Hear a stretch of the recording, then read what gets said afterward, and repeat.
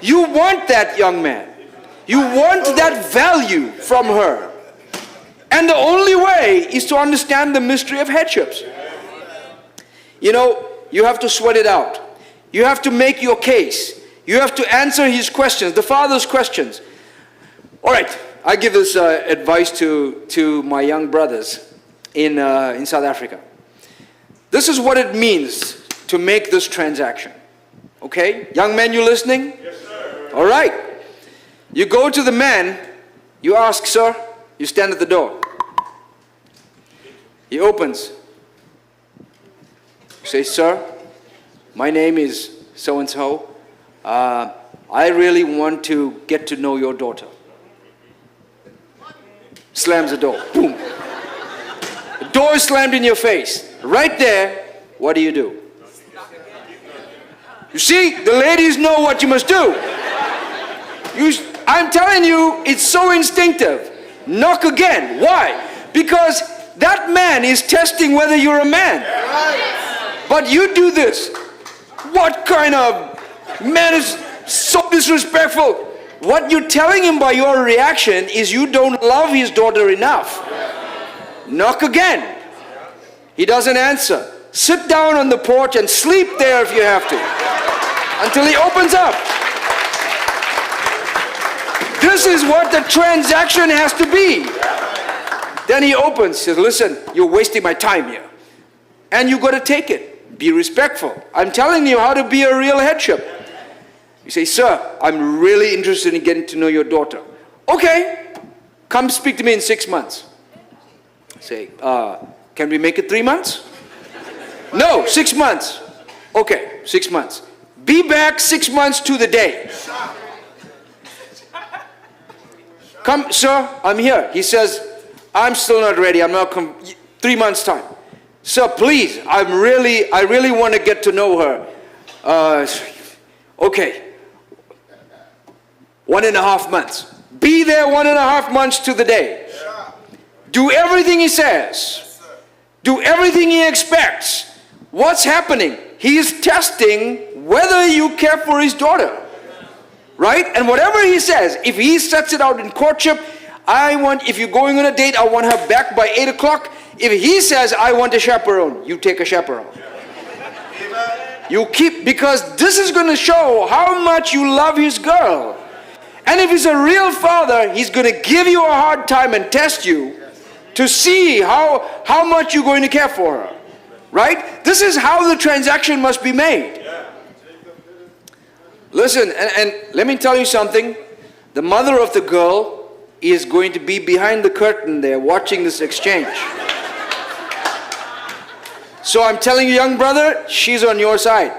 Because mothers love to make it happen.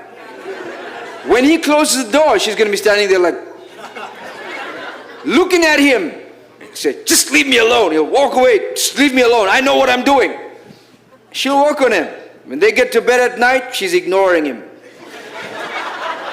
I like that boy. You better go easier. Don't fight your mother-in-law.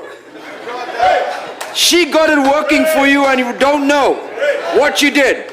This is how the dynamics of the household works. And she's going to be working with the daughter. If the daughter really likes you, she's going to be talking to mom. Mom's going to be talking to dad. Dad's going to do everything he can to stand his ground until both of them work him so bad that he's going to relent eventually. But you have to still stand your ground and be honorable. You have to fight for that God-given rights. There has to be a good fight. I went through it.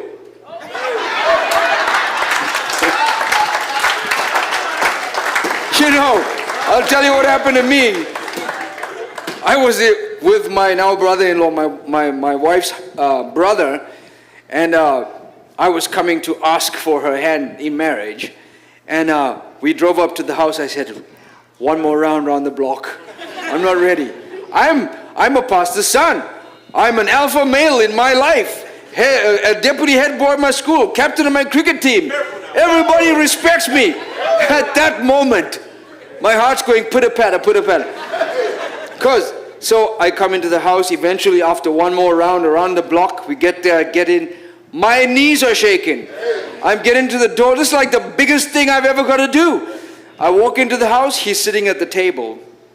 And his wife brings him cake. Then she and her mother disappear to the room. I'm alone in this dining room.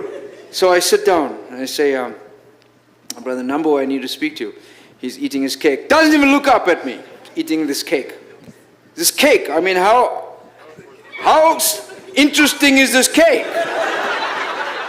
So, takes a bite, and I said, I think I said I want your blessing, but I'm not sure how it came out because it could have been mumbled.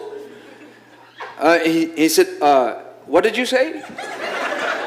I realized later what he was doing, but then I eventually got it out. I want your blessing because I want to marry your daughter.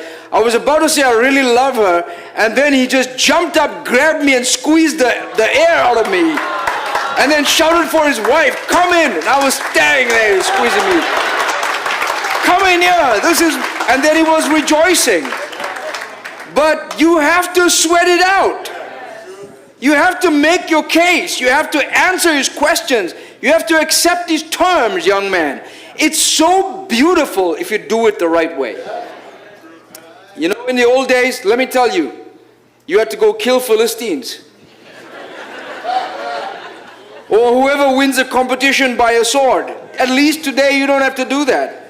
It may look stupid to us now, but then if your daughter was married to the best sword fighter, he was safe. She was safe. Is that right? Today, he may ask you about your job, plans for the future, where you're going to stay. Can you provide for her? Are you ready to start a family? Have you been married before? Do you have children from somebody else? You have to comply and work with him and gain his respect, no matter how hard it is for you. It's important to your marriage because his daughter is sitting in the room listening with her mother and how you are answering those questions. And this is very important. Young girls, why you need your young man to ask for your hand. Because you are listening to how he's answering the questions, and your father is asking all the questions you want to ask. But you cannot ask because you don't want to jeopardize the relationship. Like you want to ask him, I don't know, have you been with somebody else? Or have you had a child from somebody else? What's your financial situation?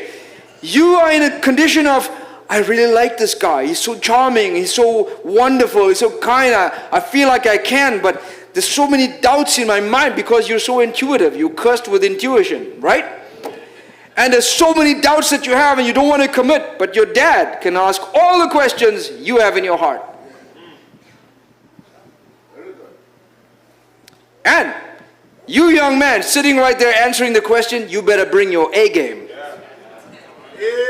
Because whether they like it or not, daughters and fathers have a special bond that has been placed there for a reason, to help secure the next bond. Amen. So for the daughter, I cannot stress enough how important it is for you to value the blessing of your father. I don't care if he's a drunk who beat you when you were a child, or whether he's an upstanding gentleman of society. For all the reasons that I've described, young girls will compare their husbands to their fathers. In their minds, in their souls, they need to leave the headship of their father behind and be solely devoted to the household of her husband. Listen, the Bible said, the man shall leave his father and mother and cleave to his wife. It didn't even say the other way. Young man, I'm telling you what, after the first child is born, your mother-in-law is going to be there. Because she's more comfortable with the mother, with her mother than your mother. To take advice and bath her baby and give her advice on nursing and all that kind of thing. You got to go with that. You have to cleave to her. Right? Yeah.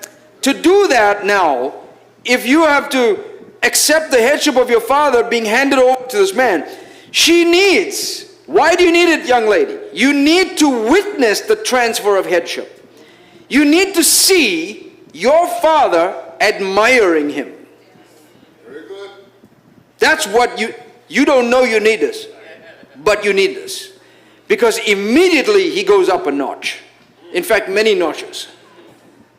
He's now come to the level of your dad, and eventually you're going to make him higher than your dad. And that's what your dad wants the most for you. Is a man you can respect because he can respect it. That's the feeling in her. Will make her new husband feel like a hero. And the greatest man in the world. It will also make her feel secure that if her father trusts him, so can she. This is why you need it, young girls.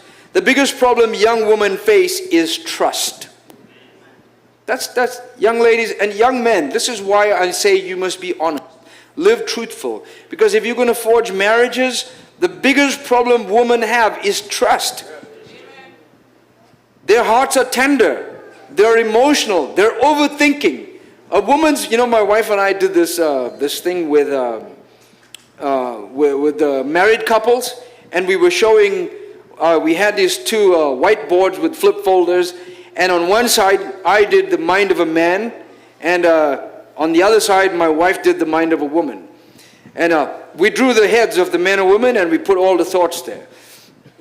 On the man's mind, I just had there sex, more sex, food, something. On the woman's mind, there was washing, cleaning, children, clothes, the shoe I left out, my mother. The whole chart was full of thoughts. Like in one moment, the amount of thoughts they have in one day, in one moment, in 1 minute. If I had that, I would have a mental breakdown.